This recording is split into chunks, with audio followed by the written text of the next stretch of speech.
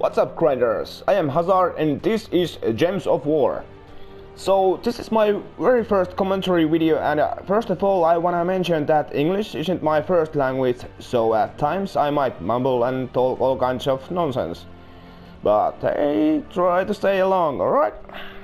Okay, so the reason why I decided to do this clip is that I want to talk about a couple of things. After watching most of the usual Monday videos about Soulforge and whatnot, I noticed that a lot of our gem streamers are raving about Norbert's Turnip. Yep, Turnip is a very powerful weapon. With the right combination of glass and those nasty goblins, it can loop you to death after just a couple of turn trades. But hear me out, folks. Goblins are close to extinction. Nexans are killing them. The introduction of the Elementalist class really nullified those goblin meta teams. You see, the power of goblins has always relied on extra turns.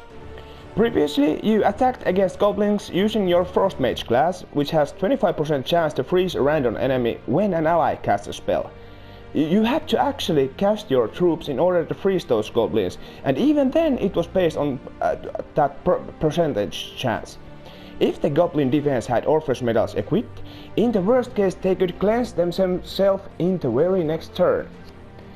But now, when you look up at the Elementalist traits, you can see that the third trait will stun, freeze, burn and entangle an enemy when matching 4 or more gems.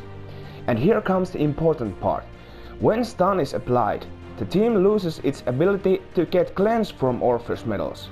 They will stay frozen until the game decides to give a random cleanse, which will take many turns more than what it would be with Orpheus medals equipped.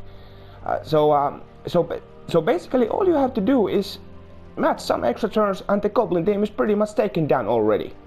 They won't get any help from the Orpheus medals, which usually are equipped when running goblin team. Okay, so should you craft Norbert's Turnip? Yes, absolutely. Is it as powerful as it used to be? No. This is of course just my opinion. Don't get me wrong, goblins are still very viable defense and attack option, but we also have lots of tools to fight against them these days. Just something to think about, you know.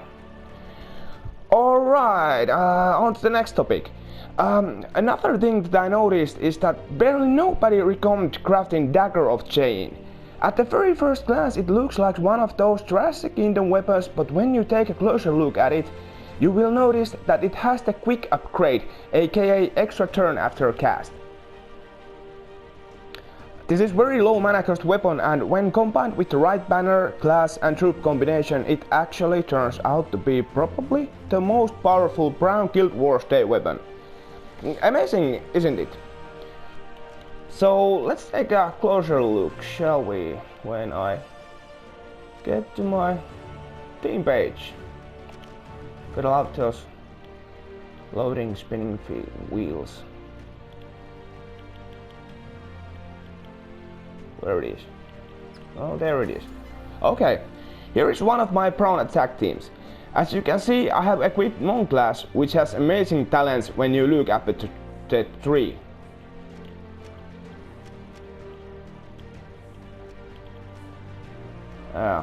You can choose between Impact and Snap Freeze, depending on what kind of enemy you fight against. Then we have a cleanse option from Purification talent. We got Rock Solid, +1 to Chosen Mastery, and level 100 talent Fortitude makes us immune to Stun, Lycanthropy, Devour and so on. The best part of this class is the third trait, which will give the hero 3 mana for every matched extra turn. Traits also makes us immune to silence, for example, and give us a 20% chance to dodge skull damage as well. That trait, by the way, has saved my ass more than a couple of times. So, if Monk class is maxed, we cannot be stunned. We will pretty much always have our traits available, meaning we can cleanse ourselves with extra turns because of Purification. All this makes this weapon pretty much always have that current extra turn after cast. It is very useful in high level Guild Wars battles. In the second slot we use this incredibly useful super troop from Black Horde called Sycorax. Sycorax is a super troll who doubles the amount of chosen color on the board and also gives life to all allies of that color you chose. Sycorax is also impervious, so it cannot be frozen, stunned and so on. Very loopy troop, and as mentioned earlier, every extra turn gives 3 mana to your hero.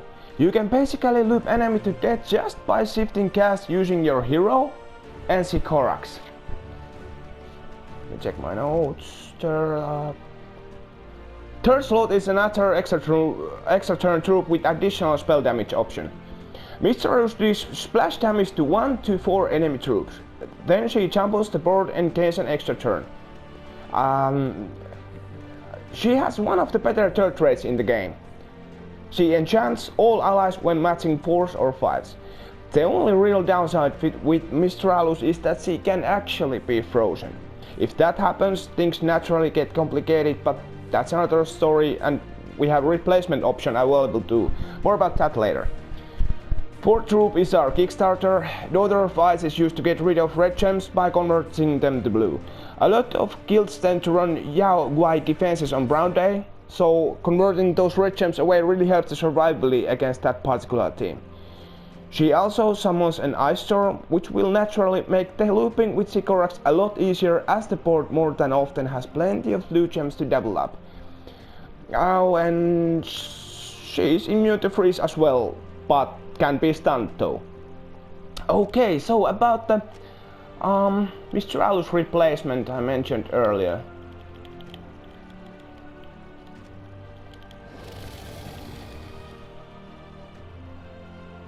If you want to make this team completely freeze immune, you can switch Mistralus to Megawar. Another monster from Blackhawk, Megawar also possesses an impervious trait. He also has unique third trait which has a passive 8% chance to kill the last enemy when matching 4 or more gems. So every time you cast Sycorax, you could get lucky and trigger that lethal shot chance. I personally like Mistralus more because of the extra turn option, but as Elementalist indeed is something to be worried about. Maybe having freeze immunity on most troops in your deck is not that bad of an idea. Just loop with Sycorax and Dagger and watch the Megawar do its thing passively, just sitting there. So, my point, don't sleep on this hidden gem. Dagger of Giant is cheap to craft and you will definitely get bang for your buck, so to speak. That's all for now. Have a great day, stay safe and laters. Peace.